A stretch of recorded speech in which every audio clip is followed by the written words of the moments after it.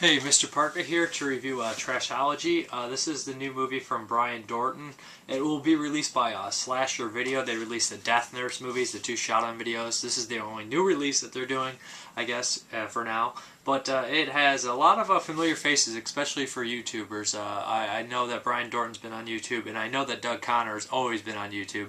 That's how I know him, and he's the one who sent me the screener to review. But this is kind of like a horror anthology that I guess they would try to be aiming for something like a John Waters, really just sleazy, filthy, silly, disgusting kind of stuff here. Basically what we have here is an older lady who's going back to college. She's a prostitute, and she's sleeping with the teacher for some brownie points. What happens is she borrows a book from somebody, Justin Ryan, another YouTuber, Justin Ryan 1988. Borrows a book from him called Trashology, and she decides to read it. What ensues is three short films that all interloop together.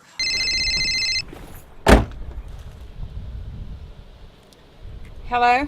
Hello, Tracy? Yes, this is Tracy. Hi, this is Barbara Childers. I got your number from Sarah Johnson. I would like to inquire about services for the mentally impaired. May I be blunt with you, Mrs. Childers? Yes, please. I fuck them. How much do you charge? It depends. I obviously don't judge. My son has horrible blue balls. How much? Jerking is 50, oral is 100, anal is 125, domestic's 125, or I can do a combo for a flat 200. I'd like to make an appointment for my son. He's 15. I gotta draw the line somewhere.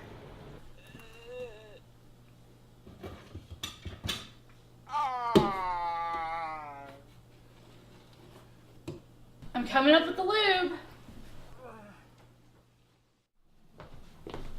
The first one is The Vat, which I thought was probably the weakest, which is about three old ladies. This movie's kind of also crazy that a lot of men dress up like women. A lot of people do dual roles, triple roles, stuff like that. It's basically what happens is there's three women. One is like a really crazy religious type who's criticizing people for smoking cigarettes, and a matter turns to worse. They get in an argument and one ends up dead. They decide to throw in this vat of oatmeal they keep outside. It sounds, when I'm saying it sounds even more ridiculous than it was in the movie. Everything you're watching, you don't realize how kind of disgusting it is until you actually repeat it or think about it.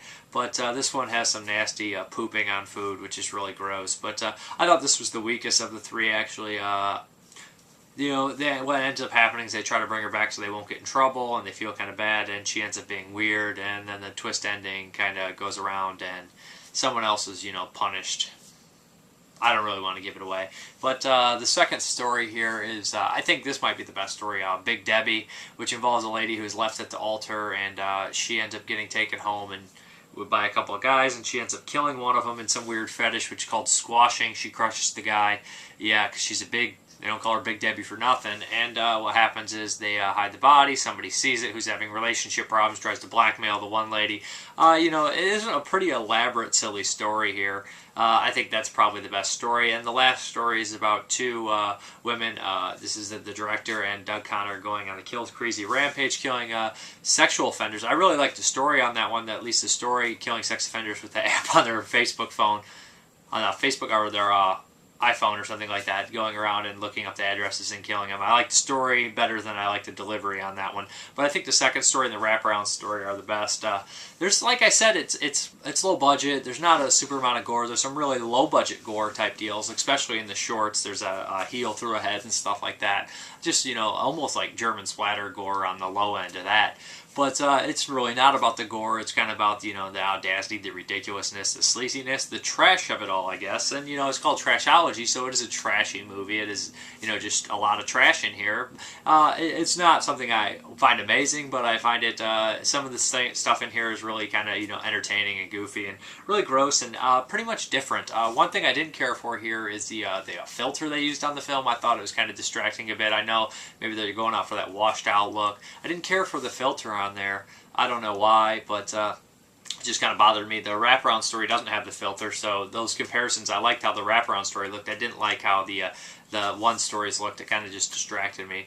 But on the DVD that'll come out, I believe there'll be these 3 shorts on there, a lot of precursors, a lot of the same characters, a lot of seeing how they evolved into making the film, which is interesting as well. There's also some bloopers, some trailers and stuff like that.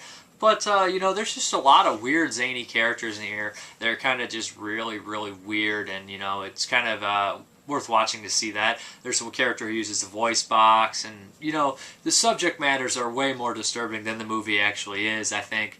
But it's not, it's just really kind of a fun movie that they had fun with, and, you know, if it sounds like something you like, it's Trashology. The opening has a really cool animated scene, which is not animated, but a bunch of pictures and cartoon drawings of the people. Really, there's like 3 big actors near the driving force, and the end I did enjoy involving pudding, and it's pretty nasty actually, but it's pretty funny as well. But if this sounds like something you might like, ultra low budget, you know, I guess John Waters-esque is what people will be calling it.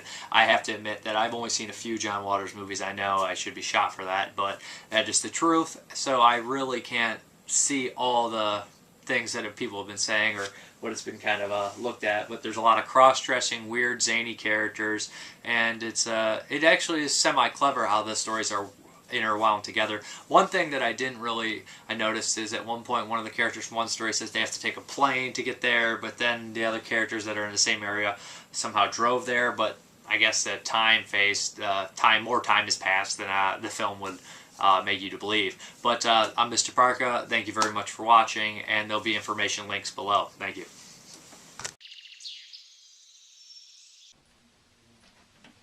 Not exactly all bad, but it'll do.